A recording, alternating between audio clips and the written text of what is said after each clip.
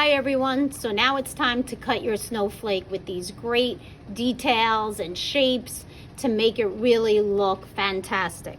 So you're going to start with your circle cut out of printer paper. Printer paper is best because it's really thin. And then you're going to take that circle and you're going to fold it in half. Kind of looks like a taco right now.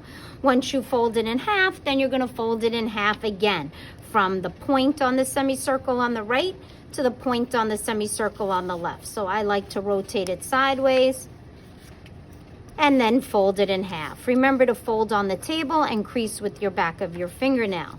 And now I'm going to fold one more time. For the slightly curved edge, you're going to go from the right point to the left point, and now it looks like a pizza pie shape. Once you have that pizza pie shape, make sure you fold it, crease it real well, make sure it's lined up, and now you're ready to cut. When you cut your snowflake, you want to cut shapes. How do you know it's a shape? Because when I do the actual cut, something falls out onto the table. If nothing falls out, then I didn't do a cut. For example, I have kids that like to do this all the time in art, but nothing has fallen out. So when you open up the snowflake, you're not going to see that negative space, those cool shapes. So just make sure that you always do that closed shape so that you can make a really interesting snowflake.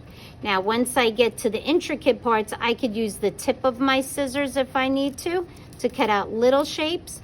And the thing I want to remember is to always leave a little space in between every shape I cut. That way the snowflake doesn't fall apart. Have you ever had that happen to you? That's because you didn't leave white paper.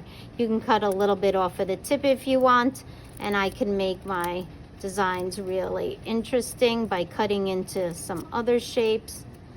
And again, I could use the tip of the scissors to make some fun shapes. Now, the best part about a snowflake is that it's kind of like a gift. It's like a surprise because every time you open it up, you never know what it's going to look like.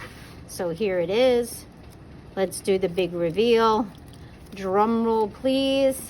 Unfold it, bending it back as you go. Be careful with it. You've made all those great cuts. You got to be gentle. The paper is really thin.